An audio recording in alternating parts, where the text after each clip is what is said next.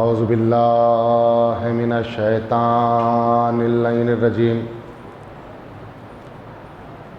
بسم اللہ الرحمن الرحیم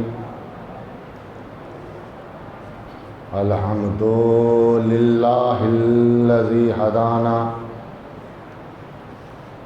لہذا وما كنا لنهتدی لولا ان هدانا اللہ لقد جاءت رسل ربنا بالحق الصلاة والسلام على اشرف الانبیاء والمرسلین مولانا ومقتدانا وحادینا بالقاسم محمد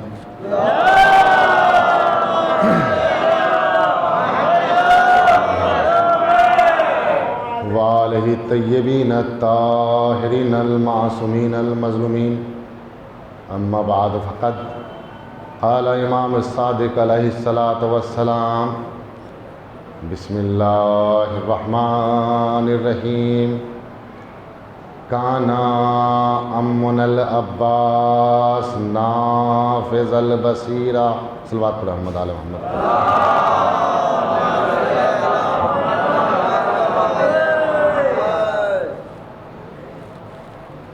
سب سے پہلے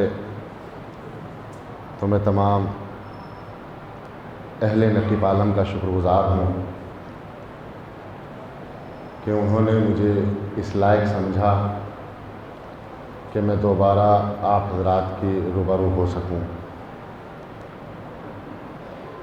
اور شکریہ کے ساتھ ساتھ میرے بزرگان جو سامنے موجود ہے ان سے دعا کا خواہش مند ہوں کہ وہ میرے حق میں دعا کرتے رہیں. اور جب سے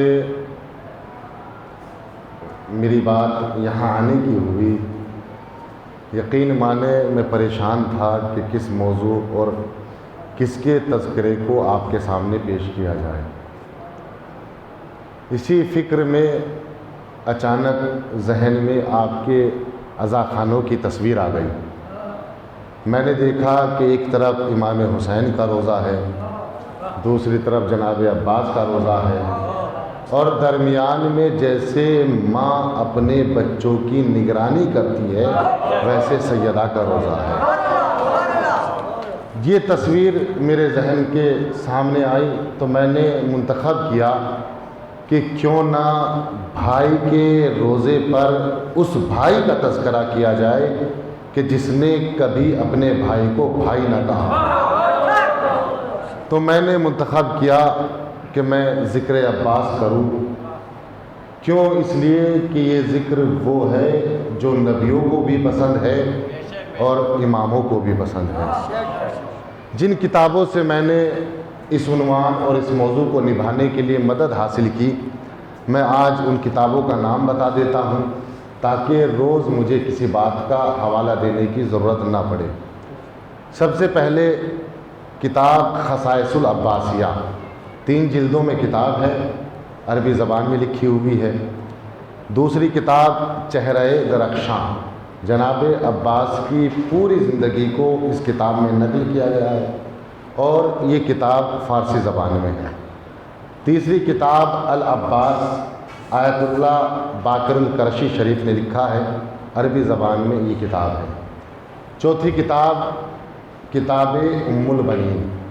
کیوں؟ اس لیے کہ اگر بیٹے کے ساتھ ماں کا تذکرہ نہ ہو تو تذکرہ ادھورا ہوتا ہے. اس لیے کیونکہ شجرہ ماں اور باپ دونوں سے مل کے بنتا ہے، تو اس لیے جناب ام البنین کا تذکرہ جاننا بھی ضروری تھا. اور چوتھی کتاب علامہ نجم الحسن قراروی صاحب ذکر العباس، انہوں نے اردو زبان میں لکھی ہے، یہ کتاب اردو میں ہے. یہ 4-5 کتابیں ہیں کہ جن سے میں نے مدد حاصل کی. آج کتابوں کا تذکرہ کر دیا ہے، آئندہ انشاءاللہ حوالہ دینے کی ضرورت نہیں ہوگی. اور منتخب کیوں کیا؟ اس لیے کیونکہ یہ ذکر نبیوں کو بھی پسند ہے، یہ ذکر اماموں کو بھی پسند ہے. کتنا بلند ذکر ہوگا کہ جو امام بھی پسند کرتے ہیں اور نبی بھی پسند کرتے ہیں. اس جملے سے اندازہ ہوتا ہے کہ عظمت عباس کیا ہے اور عباس کا وقار کیا ہے اور کون ہے جناب عباس۔ آپ دیکھیں تاریخ میں جتنے بھی بڑے لوگ گزرے ہیں وہ سب اپنی سوانح حیات یا لکھواتے ہیں یا خود لکھ کر جاتے ہیں۔ کیوں؟ اس لیے کہ جو بڑے لوگ ہوتے ہیں لوگوں کو ان کی سوانح حیات کا پڑھنا اچھا لگتا ہے۔ کیوں؟ اس لیے کہ اس میں نصیحتیں ہوتی ہیں، اس میں واقعات ہوتے ہیں، اس میں کچھ نہ کچھ نتائج ہوتے ہیں۔ تو یا تو ان کی سوانح حیات لکھی جاتی ہے یا وہ اپنی سوانح حیات چھوڑ کر چلے جاتے ہیں۔ لیکن یہ ایک جدید دور ہے۔ اس جدید دور میں انسان اپنی زندگی کو ایک کاپی میں قید کر دیتا ہے، لیکن زمانہ قدیم میں ایسا نہیں تھا۔ زمانہ قدیم میں سوانح حیات کا تذکرہ نہیں ملتا، بس قرآن نے اپنے دامن میں کچھ نبیوں کا تذکرہ کیا تاکہ لوگوں کی فکر، لوگوں کا ذہن اس بات کی طرف متوجہ ہو جائے کہ سوانح حیات ہونی چاہیے، تاکہ لوگ مسئلات حاصل کر سکے، لوگ نصیحتیں حاصل کر سکے، لوگوں کو پتہ چلے کہ کون کیسی زندگی گزار کر گیا۔ تو قرآن نے لوگوں کا حیات کا تذکرہ کرنا شروع کیا، نبیوں کا تذکرہ کیا، کبھی آدم کا تذکرہ کیا تو کبھی ابراہیم کا تذکرہ کیا، کبھی موسیٰ کا تذکرہ کیا۔ لیکن فرق صرف اتنا ہے کہ قرآن نے تمام تذکرے کو مکمل طور پر بیان نہیں کیا، جب بھی بیان کیا اشاروں میں بیان کیا، رمز میں بیان کیا، اور جس نبی کے ذکر کو تفصیلاً بیان کرنا تھا اس کو تفصیلاً ذکر کیا۔ جیسے جناب ابراہیم کا جب تذکرہ آیا تو قرآن نے اچھا خاصا تذکرہ جناب ابراہیم کے حوالے سے کیا۔ کیوں؟ اس لیے کہ جناب ابراہیم کی زندگی ایسی زندگی تھی جو ایسے زمانے میں زندگی گزار رہا تھا کہ جہاں پر زیادہ تر لوگ نمرود کے تابع تھے، سب نمرود کی اتباع کرتے تھے۔ کیوں؟ اس لیے کہ نمرود کے پاس دولت بھی تھی، نمرود کے پاس افراد بھی تھے، نمرود کے پاس طاقت بھی تھی، اور جہاں پر یہ تینوں چیزیں جمع ہو جائے لوگ وہاں جھک جایا کرتے ہیں۔ لیکن سب نہیں جھکتے، یہ ان لوگوں کا مزاج ہے کہ جن کی طینت میں بزدلی لکھ دی گئی ہے۔ جو بزدل افراد ہوتے ہیں وہ دولت کے سامنے جھک جاتے ہیں، لیکن جو بزدل نہیں ہوتے، جو خدا پر توکل رکھتے ہیں، نہ وہ طاقت کے سامنے جھکتے ہیں نہ وہ دولت کے سامنے جھکتے ہیں۔ کیوں؟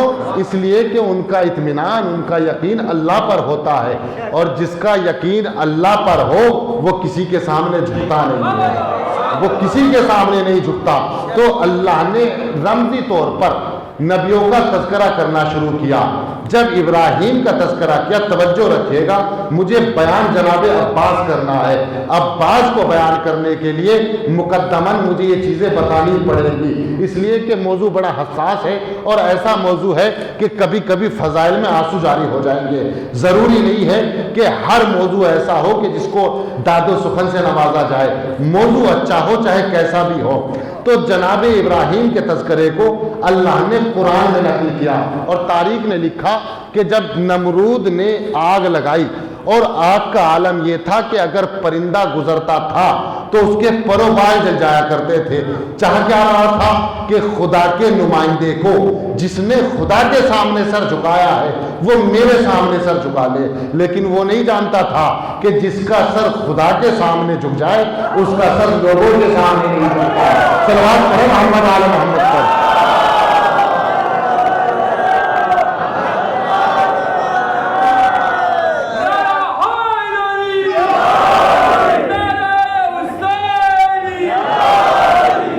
تو اس نے آگ لگائی، کیوں؟ تاکہ جناب ابراہیم کو اس آگ میں ڈال سکے۔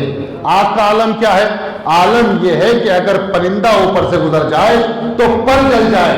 اب ایسے عالم میں ایک چھوٹا سا پرندہ جسے ہدہد کہتے ہیں اپنی چونچ میں پانی کو لے کر چلا۔ اب جب وہ پانی لے کر چلا تو دوسرے پرندوں نے پوچھا، ہدہد کہاں جا رہے ہو؟ کہا تمہیں نہیں معلوم، نبی ہے خدا کا منتخب کرتا ہے، میں آگ بجھانے جا رہا ہوں۔ اب سامنے والے نے کہا ہدہد اپنی بساط تو دیکھ، اپنی اوقات تو دیکھ، کہاں تیری چونچ، کہاں وہ آگ، تو کیسے بجھائے گا؟ ہدہد نے مسکرا کر کہا میں بھی جانتا ہوں کہ بجھا نہیں سکتا، میں بھی جانتا ہوں میرا یہ پانی کامگر نہیں ہوگا۔ کہا پھر جا کیوں رہے ہو؟ کہا جا اس لیے رہا ہوں جب تاریخ لکھنے والا قلم و کاغذ کو اٹھائے گا تو وہ اس بات کو لکھے گا کہ ایک چھوٹا سا پرندہ اپنی چونچ میں پانی لے کر چلا تھا۔ کیوں چلا تھا؟ تاکہ نارے نمرود کو بجھا سکے، اور جب وہ لکھے گا تو وہ لکھنے پر مجبور ہو جائے گا۔ تو آپ دیکھو وہ جو چھوٹا پرندہ تھا اس کا تعلق ابراہیم سے تھا، نمرود سے نہیں تھا۔ وہ پہچان جائے گا، لکھے گا کہ اس کا تعلق نمرود سے نہیں۔ اب لوگ کہتے ہیں حسین کب شہید ہوئے، کربلا ختم ہو گئی، مٹ گئی، اب جو تذکرہ کرتے ہو، اب جو روتے ہو، اب جو جلوس سجاتے ہو، اب جو منبر لگاتے ہو، کیا ہم لوگوں کو بتانا چاہتے ہیں جب محشر کا میدان ہوگا تو ہمارا تعلق حسین سے ہوگا، یزید سے نہیں؟ صلوات پڑھیں محمد آل محمد پر۔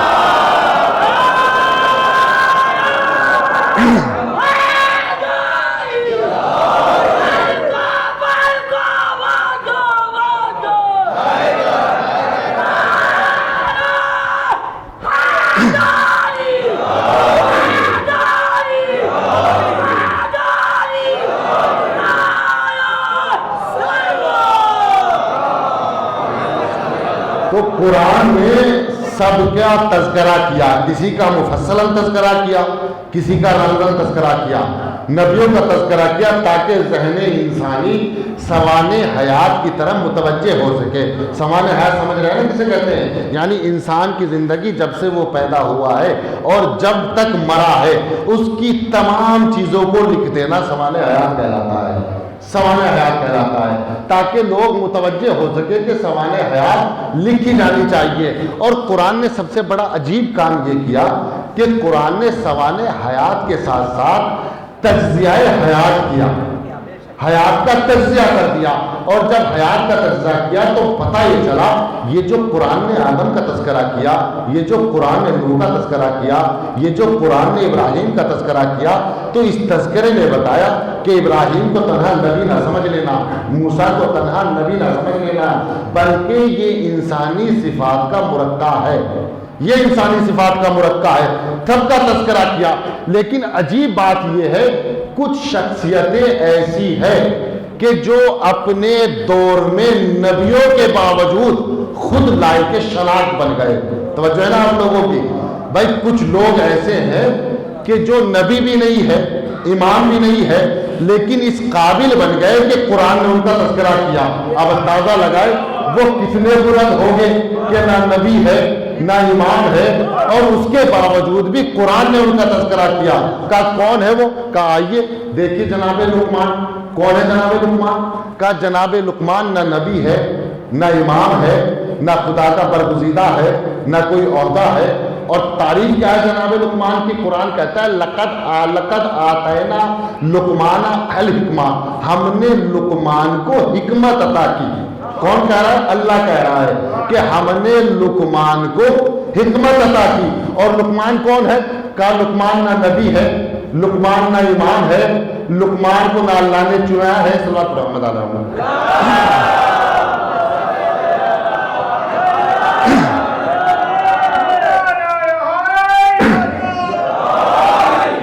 اس کے باوجود بھی اللہ نے قرآن میں کہا کہ ہم نے لقمان کو حکمت عطا کی۔ اب جب حکمت عطا کی، میں کہوں گا پالنے والے اس میں لقمان کا کیا کمال ہے؟ حکمت تو نے عطا کی، لینے والا لقمان، دینے والے تم، تو اس میں کمال کیا ہے؟ کہ خبردار دی ہم نے تھی لیکن استعمال لقمان نے کی ہے، استعمال لقمان نے کی۔ کیسے استعمال کی؟ آپ دیکھیں جناب لقمان نہ نبی ہے نہ امام ہے، اور عالم کیا ہے عظمت کا؟ بادشاہ نے کہا لقمان یہ ہم تمہیں بکرا دیے دیتے ہیں، اس کو ذبح کر کے لاؤ، اور ہمارا حکم ہے کہ اس کی جو دو چیزیں سب سے قیمتی ہے وہ نکال کر لانا۔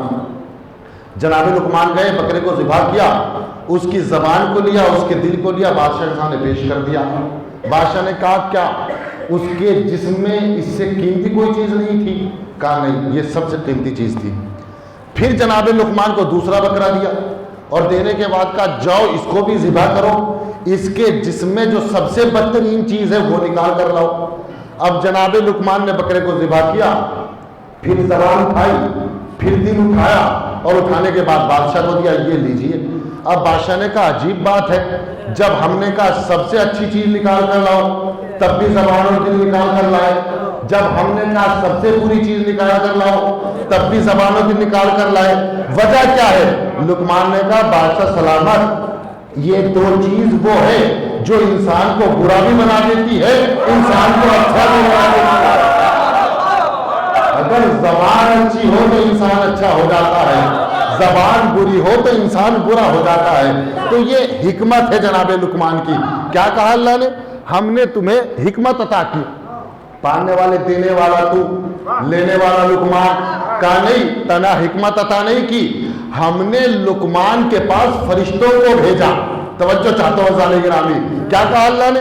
ہم نے لقمان کے پاس فرشتوں کو بھیجا، اور جب فرشتوں کو بھیجا تو لقمان کوئی چھوٹا آدمی نہیں ہے، لقمان بہت بڑا آدمی ہے، لقمان بہت بڑا آدمی ہے۔ تو پتہ چلا جس کے در پر فرشتے آ جائے وہ بڑا ہوتا ہے، چھوٹا نہیں ہوتا۔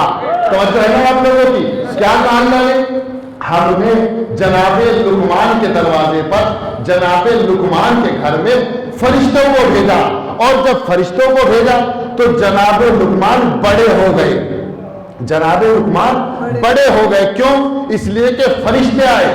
تو نتیجہ یہ نکلا کہ جس کے دروازے پر فرشتے آ جائے وہ چھوٹا نہیں ہوتا، وہ بڑا ہوتا ہے۔ تو جس کے بھی دروازے پر فرشتے آ جائے وہ چھوٹا نہیں ہوتا، وہ بڑا ہوتا ہے۔ خدا کی قسم علماء نے لکھا 70,000 فرشتے روزانہ در حسین پر آ کر سلام کرتے ہیں، در حسین پر آ کر 70,000 فرشتے سلام کرتے ہیں۔ اور عالم کیا ہے کہ جو فرشتہ ایک بار آ گیا اسے دوبارہ اجازت نہیں ملتی، ایک بار آیا چلا گیا ختم، اس کے بعد دوبارہ اجازت نہیں۔ اور اس میں بھی امام کی حدیث ہے کہ فرشتے ہاتھوں کو جوڑ کر در خدا پر کھڑے رہتے ہیں، پالنے والے کیا اجازت ہے میں چلا جاؤں؟ کیا اجازت ہے میں چلا جاؤں؟ اب فرشتے کھڑے ہیں، لفظوں پر توجہ چاہتا ہوں، کیا کہا؟ کیا اجازت ہے میں چلا جاؤں؟ تو اس کا مطلب یہ ہے کربلا وہ جاتا ہے جسے اجازت ہو۔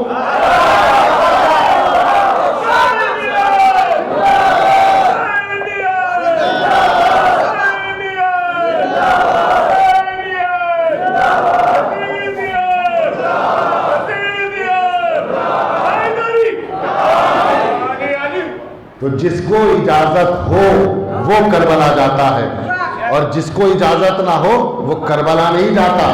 تو فرشتے ہاتھ جوڑے کھڑے رہتے ہیں کہ ہمیں اجازت دو، ہم حسین کے در پر چلے جائیں، ہم حسین کے در پر چلے جائیں۔ اب مجھے انصاف سے بتائے، جو حسین کے در پر آیا تو کیا وہ عباس کے در پر نہ جائے گا؟ بھائی کیا عباس کے در پر نہ جائے گا؟ کون ہے عباس؟ کا باب الحسین، حسین کا دروازہ، جس کو حسین تک جانا ہے دروازے سے گزرنا پڑے گا، اگر دروازے سے نہ گزرا تو حسین تک نہیں پہنچ سکتا۔ علامہ ملا کاشفی سبزوار میں مجلس پڑھ رہے تھے، 14-15 سال کا سن ہے، وہ کہتے ہیں کہ سنو 12,000 فرشتے روز رسول کے دروازے پر آتے ہیں اور رسول کو سلام کرتے ہیں، تقریر کرتے کرتے خاموش ہوئے۔ ایک مرتبہ ایک 70 سال کا ضعیف ڈنڈا اٹھا کر سہارا لے کر کھڑا ہوا، اور کھڑے ہونے کے بعد کہا علامہ وائزی مجھے یہ بتا، تو نے کہا 12,000 فرشتے رسول کے دروازے پر آتے ہیں، مجھے نہیں مطلب، میں تو علی کا چاہنے والا ہوں، میں تو علی کو مانتا ہوں، میں تو علی کا پہ عبادت کرنے والا ہوں، علی کی اتباع کرتا ہوں، مجھے یہ بتا علی کے دروازے پر کتنی بار گئے؟ کیا رسول کے دروازے پر 12,000، علی کے دروازے پر کتنی مرتبہ آئے؟ اب مولانا پریشان ہے، کہے تو کیا کہے، فوراً رسول کی حدیث سامنے آ گئی، الا مدینۃ العلم وعلی بابھا، میں شہر علم ہوں، علی اس کا دروازہ ہے۔ مولا کاشمی کہتے ہیں گھبراؤ نہیں، 12,000 مرتبہ رسول کے پاس آئے تو 24,000 مرتبہ علی کے پاس آئے۔ 24,000 مرتبہ علی کے پاس آئے۔ ایک مرتبہ اس نے کہا کیسے؟ کہا جو بھی آتا ہے دروازے سے آتا ہے، جو بھی جاتا ہے دروازے سے جاتا ہے۔ جب آئے تب بھی علی کا دروازہ، جب گئے تب بھی علی کا دروازہ۔ تو رسول کے باپ کو علی کہتے ہیں، حسین کے باپ کو عباس کہتے ہیں۔ جو فرشتہ حسین کے پاس آیا وہ آتے بھی عباس کے پاس گیا، جاتے ہوئے بھی عباس۔ صلوات پڑھے محمد آل محمد پر۔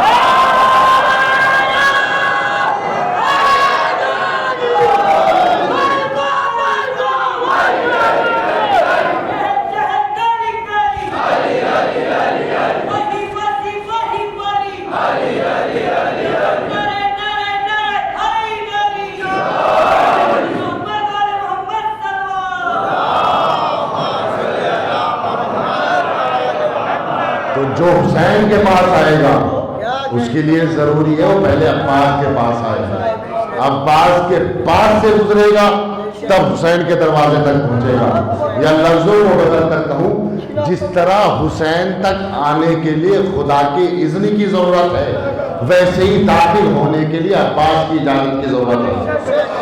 اگر عباس کی اجازت نہ ہوئی تو داخل نہ ہو سکو گے۔ اگر تاریخ دیکھنا ہے تو دیکھیں باب جبرائیل مدینے میں ہے، باب جبرائیل یعنی جبرائیل کا دروازہ۔ تو جبرائیل کس کے پاس آتے تھے؟ رسول کے پاس۔ ہونا تو رسول کے گھر میں چاہیے تھا لیکن ہے فاطمہ کے گھر میں، جب ہے کہ نہیں بھائی؟ جبرائیل کہاں آتے تھے؟ رسول کے پاس۔ تو کہاں ہونا چاہیے دروازہ؟ رسول کے گھر میں ہونا چاہیے تھا، لیکن باب جبرائیل دروازہ کہاں ہے؟ بطول کے گھر میں۔ مطلب کیا ہے؟ کا مطلب یہ آنا رسول کے پاس ہے، اجازت زہرا دے گی۔ توجہ نہیں کیا آپ لوگوں نے؟ آنا رسول کے پاس ہے، اجازت زہرا دے گی۔ تو مطلب یہ ہوا فرشتے جب تک زہرا کا اذن نہ ہو رسول تک نہیں پہنچ سکتے۔ تو جس طریقے سے فاطمہ کی اجازت کے بغیر رسول تک نہیں پہنچ سکتے، ویسے ہی عباس کی اجازت کے بغیر حسین تک نہیں پہنچ سکتے۔ صلوات پڑھے محمد آل محمد پر۔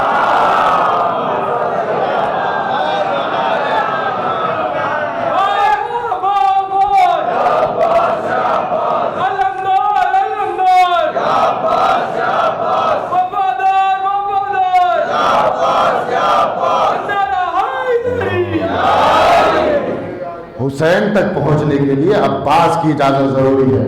کیا کہا اللہ نے؟ ہم نے جناب لقمان کو حکمت عطا کی اور حکمت کے ساتھ ساتھ ہم نے فرشتوں کو بھیجا اور بھیج کر کہا جاؤ لقمان سے کہو کہ ہم تمہیں خلافت عطا کرتے ہیں۔ توجہ چاہتا ہوں زانے گرامی، کیا کہا؟ ہم تمہیں خلافت عطا کرتے ہیں۔ فرشتے جناب لقمان کے پاس آئے اور آنے کے بعد کہا لقمان اللہ نے تمہیں سلام کہا ہے۔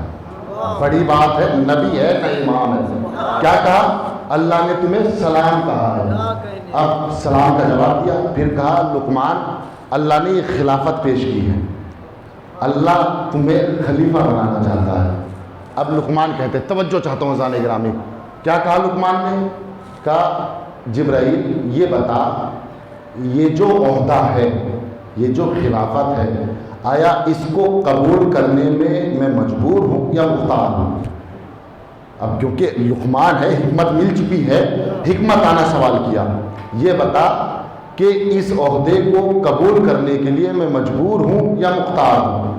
اللہ نے کہا جبرائیل کہہ دے تو مجبور نہیں، مختار ہے، چاہے تو قبول کر چاہے تو نہ قبول کر۔ اب جب یہ پتا چل گیا کہ اللہ نے مجھے مختار بنایا ہے، اب جناب لقمان نے ہاتھوں کو جوڑا اور جوڑ کر کہا جبرائیل جاؤ خدا سے کہہ دو مجھے معاف رکھے، مجھے خلافت نہیں چاہیے، مجھے خلافت نہیں چاہیے۔ جناب لقمان نے اتنے بڑے عہدے کو ٹھکرا دیا اور کیا کہا مجھے خلافت نہیں چاہیے۔ ٹھکرایا نہیں بلکہ ٹھکرا کر بتایا کہ کبھی انسان بڑے عہدے کو ٹھکرا کر ہوتا ہے۔ توجہ لے کے آپ لوگوں نے انسان بڑا کبھی بڑے عہدے کو ٹھکرا کر بھی بڑا بن جاتا ہے.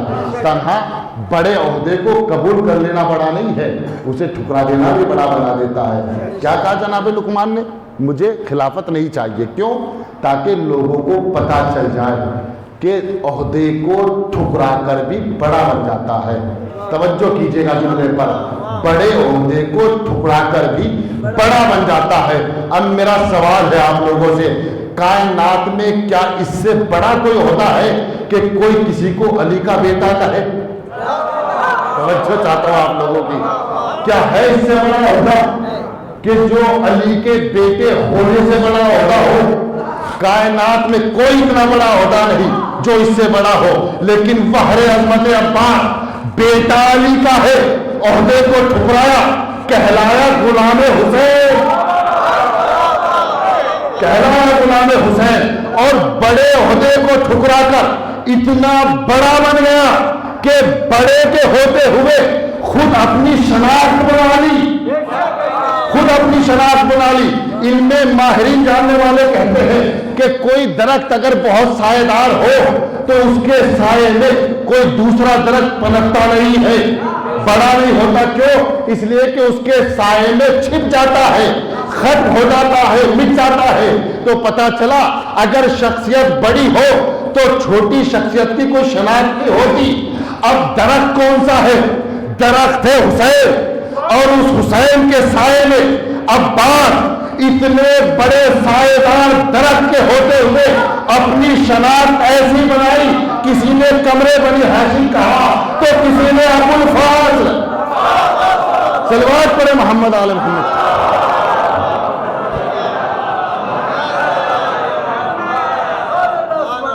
بھئی اتنا بڑا درخت, ایسا فضیلتوں کا مکہ, اور ان کے ہوتے ہوئے عباس کی اپنی ایک فضیلت ہے.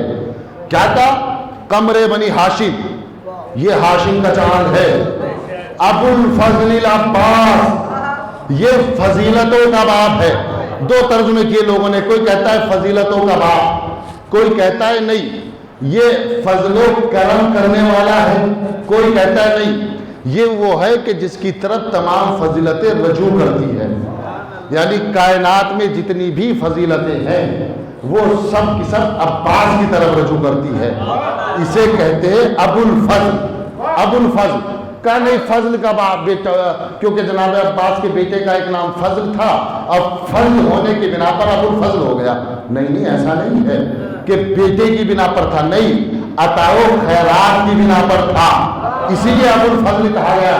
ابو کسے کہتے ہیں؟ دیکھیے ابو تراب ہے نا, ابو الفضل, ابو تراب. ابو تراب کیا ترجمہ کیا لوگوں نے؟ مٹی کا باپ, مٹی کا باپ. ٹھیک ہے مٹی کا باپ, مان لو مٹی کا باپ. کیوں؟ اس لیے کہ مرنے کے بعد مٹی میں ہی جانا ہے, اس کے علاوہ تو کہیں جانا نہیں ہے. لیکن آیت علامہ شیخ صدوق مانی الاخبار کتاب میں لکھتے ہیں کہ ابو تراب مٹی کا باپ نہیں ہے, بلکہ تراب کے معنی کچھ اور ہے. وہ کہتے ہیں تراب کے معنی کیا ہے؟ کہ تراب کے معنی ہے علی کا چاہنے والا, جو علی کا محب ہو اسے تراب کہا جاتا ہے. یا لفظوں کو بدل کر کہو, تراب کے معنی ہے شیعہ. ابو تراب یعنی شیعوں کا باپ, ابو تراب یعنی شیعوں کا باپ, سب کا باپ نہیں, شیعوں کا باپ. کہا کہ یہ معنی کہاں سے نکالے؟ کہا کیا آپ نے قرآن کی آیت نہیں پڑھی؟ یقول الکافر یا لیتنی کنت ترابا. کافر انکار کرنے والا کہے گا اے کاش کہ میں تراب ہوتا, اے کاش کہ میں تراب ہوتا, اے کاش کہ میں تراب ہوتا. آپ نے توجہ ہی نہیں کی. یعنی انکار کرنے والا کہے گا کاش کہ میں علی کا شیعہ ہوتا, کاش کہ میں علی کا شیعہ ہوتا, کاش کہ میں علی کا شیعہ ہوتا. اللہ کہے گا وہ وقت گزر گیا, اب تمہاری کیا اوقات ہے.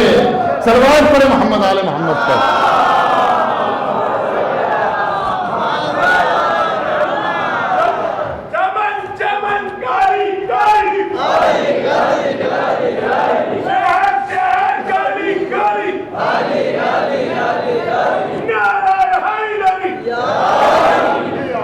تو ابو الفضل وہ جس کی طرف فضیلتیں رجوع کرتی ہو اسے ابو الفضل کہا جاتا ہے, جس کی طرف فضیلتیں رجوع کرے, نہ کہ فضیلتوں کا باپ. جس کی طرف فضیلت رجوع کرے وہ ہے جناب عباس۔ اور کتنا بڑا مرتبہ ہے کہ حسین کے ہوتے ہوئے عباس نے اپنی شناخت بنا لی۔ یہ کوئی معمولی کام نہیں ہے کہ حسین جیسا باعظمت کردار سامنے ہو اور اس باعظمت کردار کے سامنے عباس کی اپنی ایک شناخت ہو۔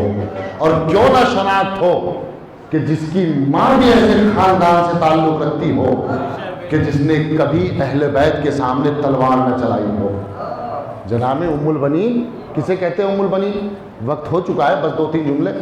ام البنین، ام کہتے ہیں ماں کو، بنین کہتے ہیں بیٹوں کو، یہ ترجمہ ہے ام البنین۔ لیکن اگر بیٹوں کا لغوی معنی دیکھا جائے تو بنین کہتے ہیں عقلوں کو۔ ام البنین یعنی عقلوں کی ماں۔ کیا کہتے ہیں؟ عقلوں کی ماں۔ دوسرے کون ہیں؟ فاطمہ ام ابیہا، فاطمہ اپنے باپ کی ماں ہے۔ تو یہاں پر ام ماں، باپ کے معنی کیا ہے؟ کہہ رہے کہ جو اب ہے، اگر اس کے لغت میں لفظی معنی دیکھا جائے تو اسے بھی عقل کہتے ہیں، یعنی فاطمہ عقل کی ماں ہے۔ تو نتیجہ کیا نکلا؟ فاطمہ بھی عقل کی ماں، ام البنین بھی عقل کی ماں۔ یہ دونوں عقل کی ماں کیوں کا؟ اس لیے کیونکہ ام البنین کو عقل کی ماں کی نیابت کرنا تھی، اسی لیے عقل کی ماں بنایا گیا۔ اس لیے عقل کی ماں بنایا گیا۔ کیوں؟ اس لیے کہ عقل کی نیابت عقل کرتی ہے، جہالت نہیں کر سکتی۔ نیابت کرنے کے لیے ضروری تھا کہ اگر فاطمہ عقول کی ماں ہے تو ام البنین بھی عقلوں کی ماں ہو۔ تو ام البنین عقلوں کی ماں ہے۔ اور کیا کہا کہ ابو الفضل، ابو تراب، یہ تنہا باپ نہ سمجھ لینا، بلکہ تراب کے معنی کیا ہے؟ شیعہ، یعنی ایک کافر میدان محشر میں کہے گا یا لیتنی کنت ترابا، اے کاش کہ میں تراب ہوتا، اے کاش کہ میں علی کا شیعہ ہوتا، اے کاش کہ میں علی کا شیعہ ہوتا۔ کیوں؟ اس لیے کہ علی کی محبت کا اصل مزہ محشر میں ہے، اصل مزہ محشر میں ہے۔ یہاں تو کوئی طنز کرتا ہے، کوئی تانا مارتا ہے، لیکن جب محشر کا میدان ہوگا جو ہم پر طنز کرتے ہیں ہم نے دیکھ کر طنز کریں گے، اور وہ افسوس میں کہیں گے اے کاش کہ ہم بھی تمہارے ساتھ ہوتے، اے کاش کہ ہم بھی تم میں مل جاتے۔ لیکن وہ امتحان کی گھڑی نہیں، نتیجے کی گھڑی ہے۔ امتحان میں تبدیلیاں ہوا کرتی ہیں، نتیجوں میں تبدیلیاں نہیں ہوتی۔ اب نتیجے کا وقت ہے، اب کرتے رہو امید، اے کاش کہ ہم بھی شیعہ ہوتے، اے کاش کہ ہم بھی شیعہ ہوتے۔ تو یہ جو محبت اہل بیت ہمارے دلوں میں ہے، ہمیں اپنی ماں کو جا کر سلام کرنا چاہیے۔ یہ معمولی نہیں ہے، اس کی بڑی قیمت ہے، اس کا بڑا مرتبہ ہے، اس کی بڑی اہمیت ہے۔ آپ ذرا اندازہ لگائیں، مسجد نبوی ہے اور مسجد نبوی میں رسول کا گزر ہوا، رسول نے دیکھا کہ ایک شخص ہے جو ہاتھوں کو آسمان کی طرف اٹھائے ہوئے ہیں اور اٹھا کر دعا کر رہا ہے، پالنے والے مجھے جنت دے دے، پالنے والے مجھے جنت دے دے۔ ایک مرتبہ رسول اس کی طرف متوجہ ہوئے اور دیکھ کر کہا کیوں جنت مانگ رہے ہو؟ کہا یا رسول اللہ سب کو جنت کی خواہش ہے، میں بھی جنت مانگ رہا ہوں۔ ایک مرتبہ رسول نے کہا یہ بتا کیا تیرے دل میں محبت علی ہے یا نہیں ہے؟ اس نے کہا یا رسول اللہ میں علی کو اپنی اولاد سے بھی زیادہ چاہتا ہوں، اپنے مال سے بھی زیادہ چاہتا ہوں۔ تو رسول نے کہا جب محبت علی ہے تو پھر جنت کیوں مانگ رہا ہے؟ پھر جنت کیوں مانگ رہا ہے؟ کا مطلب کیا ہے؟ کا دعا کر لا یخرج من الجنہ، اللہ تجھے جنت سے نہ نکالے۔ کا مطلب کیا ہے؟ کا جس کے دل میں علی کی محبت ہو وہ کہیں اور نہیں جنت میں رہا کرتا ہے، اسے جنت کی ضرورت نہیں ہے۔ سروائے پڑھیے محمد علی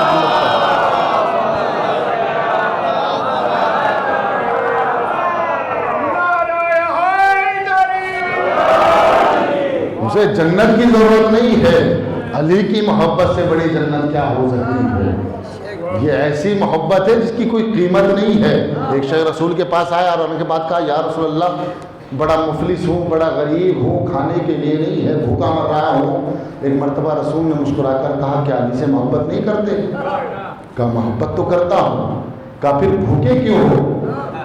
کہا مولا علی کی محبت ایک طرح یہ رزق کا کمانا ایک طرف، کہاں سے لے کر آؤں؟ تو رسول نے کہا اچھا چھوڑو، میں تمہیں ساری دنیا کی دولت دے دیتا ہوں، علی کی محبت مجھے دے دے، علی کی محبت مجھے دے دے، میں ساری دولت دے دیتا ہوں۔ اس نے کہا یا رسول اللہ ساری دولت ٹھکرا دوں گا، علی کی محبت نہیں چھوڑ سکتا،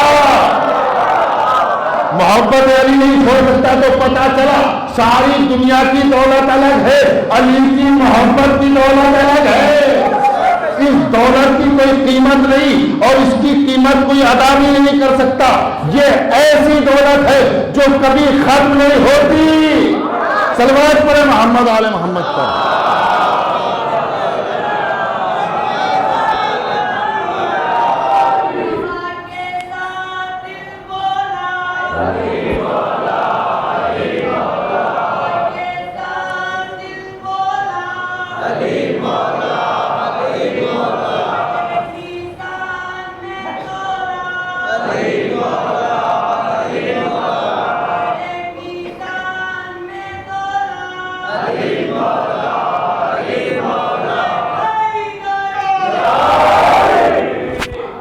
علی کی محبت وہ ہے جس کی کوئی قیمت نہیں لگائی جا سکتی، اور یہ وہی جانتے ہیں جو اس خزانے کی اہمیت جانتے ہیں۔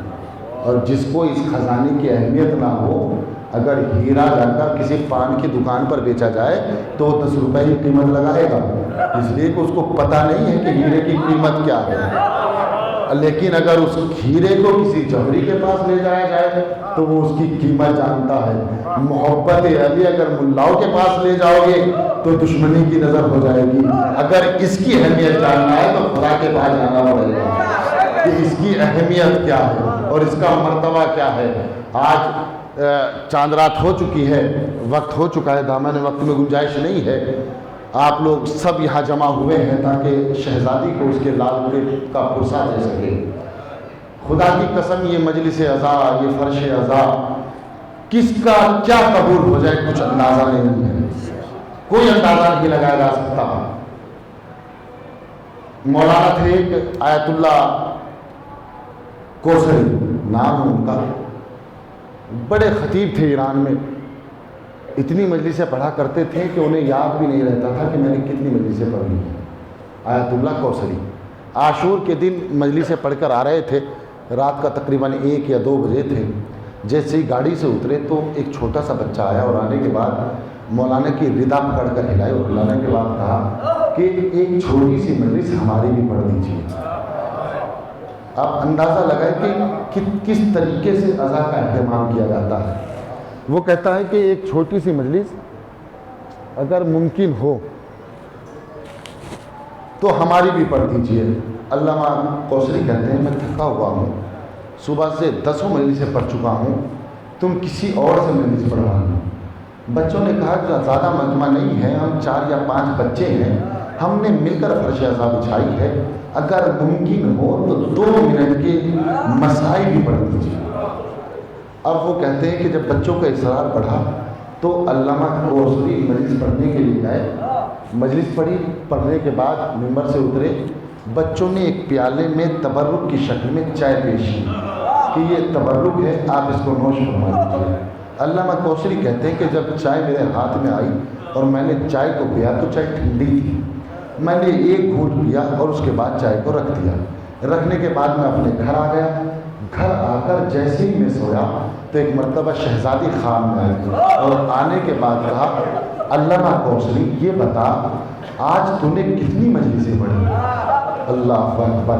علامہ کوثری کہتے ہیں کہ میں نے حساب جوڑا، انگلیوں پر گنا، گننے کے بعد کہا شہزادی آج میں نے 8 مجلسیں پڑھی ہیں۔ علامہ کوثری اس مجلس کا تذکرہ نہیں کیے، کیا کہا میں نے 8 مجلسیں پڑھی ہے۔ ایک مرتبہ شہزادی کہتی ہے کوثری تیری ان 8 مجلسوں میں سے ایک مجلس قبول ہوئی، ایک مجلس وہ ہے جسے میں نے قبول کیا ہے۔ اب علامہ کوثری کہتے ہیں میں نے بتانا شروع کیا، شہزادی وہ تو نہیں جو فلاں مجتہد کے گھر پڑھی تھی؟ شہزادی نے کہا نہیں۔ کہا وہ تو نہیں جو فلاں مرجع کے گھر پڑھی تھی؟ کہا نہیں وہ بھی نہیں۔ کہا وہ تو نہیں جس میں 10,000 کا مجمع تھا؟ شہزادی نے کہا نہیں۔ اب جب علامہ کوثری ذکر کر چکے. ایک مرتبہ شہزادی کہتی ہے کہ علامہ کوثری تیری وہ مجلس قبول کی ہے جو تو نے بچوں میں پڑھی تھی. اللہ اکبر اللہ اکبر. ایک مرتبہ علامہ کوثری گھبرا گئے اور ایک مرتبہ شہزادی نے ایک جملہ کہا, کوثری مجھے تم سے ایک شکایت ہے. کہا شکایت کیا ہے؟ کہا شکایت یہ ہے کہ تم نے چائے کو پیا کیوں نہیں, تم نے چائے کو رکھ کیوں دیا. کوثری کہتے ہیں شہزادی میں نے اس لیے رکھ دیا کہ چائے ٹھنڈی ہو گئی تھی. شہزادی کہتی ہے کوثری تجھے نہیں معلوم وہ چائے میں نے بنائی تھی.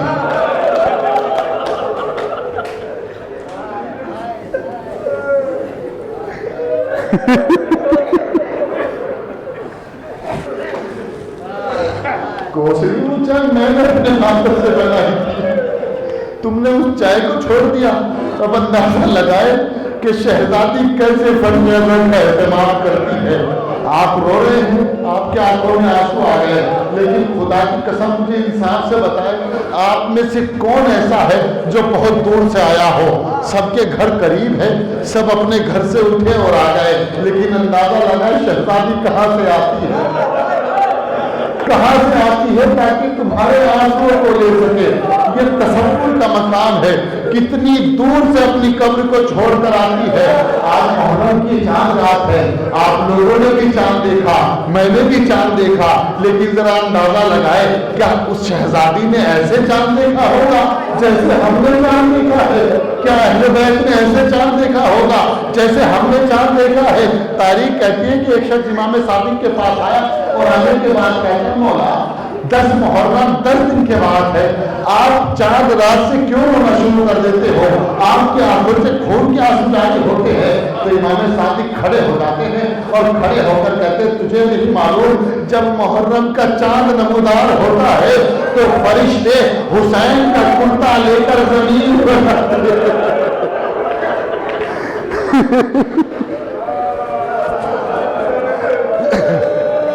جزاکم ربکم خیر جزا. خدا آپ کی آوازوں پر رحمت نازل کرے. مولا فرماتے ہیں کہ فرشتے حسین کا کرتا لے کر زمین پر آتے ہیں, اس کرتے کو زمین پر بچھا دیتے ہیں, اس کرتے میں لگے خون کی خوشبو ہمارے آنکھوں میں آتی ہے, ہم وہ خوشبو محسوس کرتے ہیں, ہم اس کرتے کو دیکھتے ہیں, اس لیے ہم رونا شروع کر دیتے ہیں. آپ نے سن لیا, میں نے پڑھ دیا, کرتا فرشتہ لے کر آیا, لیکن ذرا تصور کرے جب یہ کرتا شہزادی کے پاس جاتا ہوگا تو کیا عالم ہوگا. کیسا کرتا ہے, کہیں پر تیر کا نشان ہے, کہیں پر خنجر کا نشان ہے, کہیں پر نیزے کا نشان ہے. ایسا کرتا جب زمین پر بچھتا ہوگا تو زہرا کا کیا عالم ہوتا ہوگا, زینب کا کیا عالم ہوتا ہوگا. پھر امام صادق کہتے ہیں ارے ہم کیسے نہ روئے, ہمارے بابا کو ایسے ذبح کیا گیا جیسے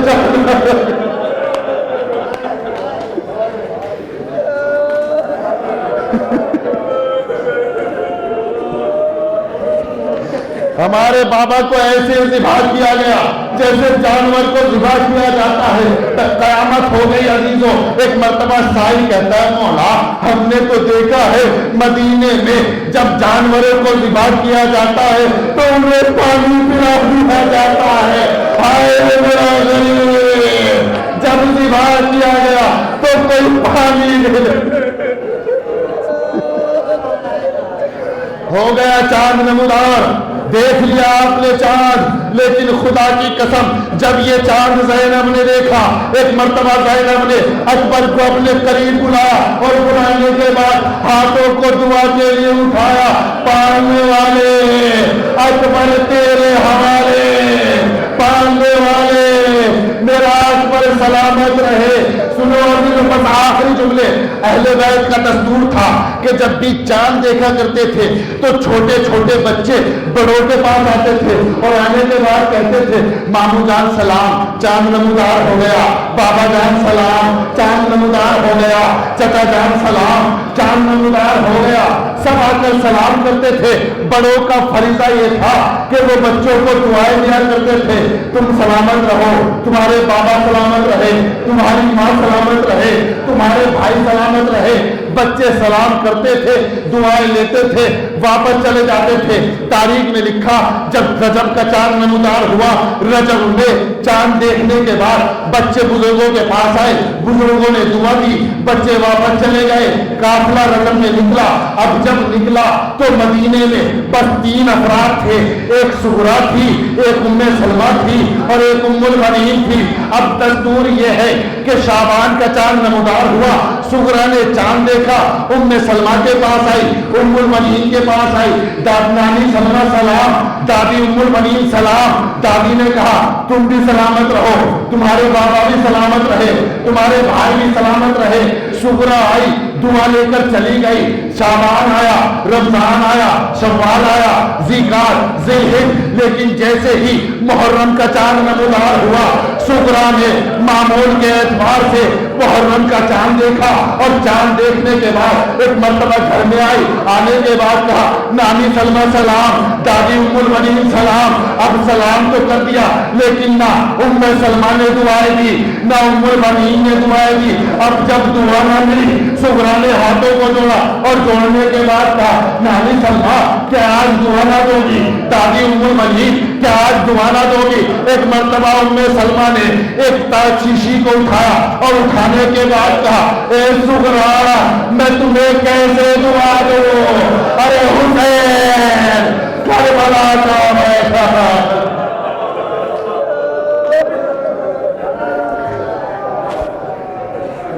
انا للہ و انا الیہ راجعون۔ رضا میں قضاء تسلیم اللہ امرہ۔ الہی تجھے واسطہ محمد آل محمد کا ہمارے اس مختصر سے عمل قبول فرما۔ الہی تجھے واسطہ محمد آل محمد کا ہم پہ جو بیمار ہیں ان کو شفا کامل عاجل عطا فرما۔ الہی تجھے واسطہ محمد آل محمد کا ہم میں جو مقروض ہیں ان کے قرض کو ادا فرما۔ الہی تجھے واسطہ محمد آل محمد کا اب زیادہ امتحان نہ لے، امام کے ظہور میں تعجیل فرما، ہم کو ان کے عوام سال میں شمار فرما۔ ربنا تقبل منا انک انت السمیع العلیم۔